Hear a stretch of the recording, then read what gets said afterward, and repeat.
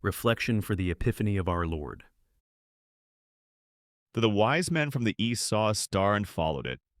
They traveled far through uncertainty and danger to find the newborn king. When they finally arrived, they fell down and worshipped him, offering their treasures of gold, frankincense, and myrrh. This moment of recognition, of bowing before Christ, is what we celebrate today for the Epiphany, the manifestation of God to all nations. What strikes me about the Magi is their perseverance. They didn't just glance at the star and feel a passing curiosity. They left everything familiar and journeyed into the unknown. Saint John Chrysostom observed that these men came to adore, not to scrutinize. They came with faith, ready to worship even before they fully understood. How different this is from Herod, who heard the prophecies but responded with fear and violence instead of wonder. The star itself is remarkable. God used something these wise men already knew, the heavens they studied, to lead them to something entirely new. He meets us where we are. He speaks in ways we can understand, but always to draw us beyond ourselves. St. Augustine said, "Our hearts are restless until they rest in thee." The Magi felt that restlessness. They recognized that something was calling them, and they had the courage to answer.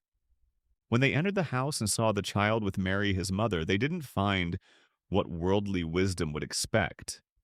No palace, no army, no earthly power, just a humble family.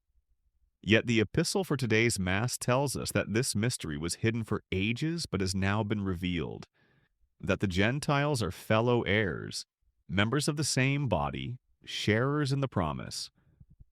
The Creator of the universe made himself small, vulnerable, reachable. He came for everyone, not just for the descendants of Abraham, but for people from every nation, every background, every walk of life. This is the great light Isaiah spoke of.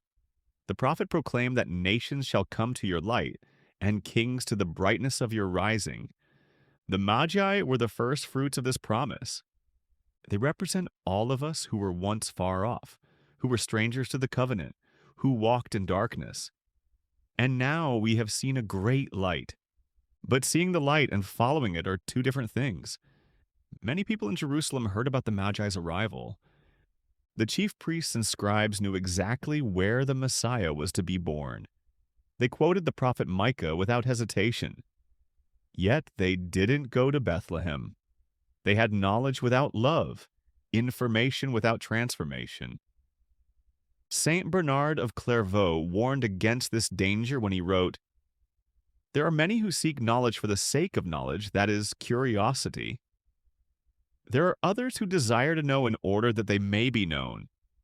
That is vanity. But there are some who seek knowledge in order to serve and edify. That is charity." The Magi came with charity.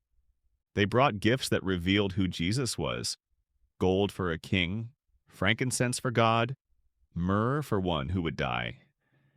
Even in their worship, they proclaimed the whole mystery: his royalty, his divinity, his sacrifice. Every gift pointed to the truth. What does our worship proclaim? Do we offer Christ the gold of our loyalty, even when it's costly? Do we offer the incense of our prayer rising up in faith? Do we accept the myrrh of suffering, knowing that following him means carrying our own cross? The collect for today's Mass asks that God, who revealed his only begotten Son to the nations by the guidance of a star, may grant that we who know him now by faith may be brought to contemplate the beauty of his majesty. That's our journey, from the star to the stable, from faith to sight, from this world to the next. We are all Magi in a sense, called to leave our comfortable kingdoms and seek the King of Kings. The journey won't always be easy. We'll face doubts, distractions, and opposition. But if we keep our eyes fixed on Christ, if we follow the light he gives us through his church and sacraments, we will find him. And when we do, like those ancient travelers, we'll discover that the search was worth everything. We'll bow down in wonder, offering not just our gifts but ourselves. Because that's what love does when it meets love himself.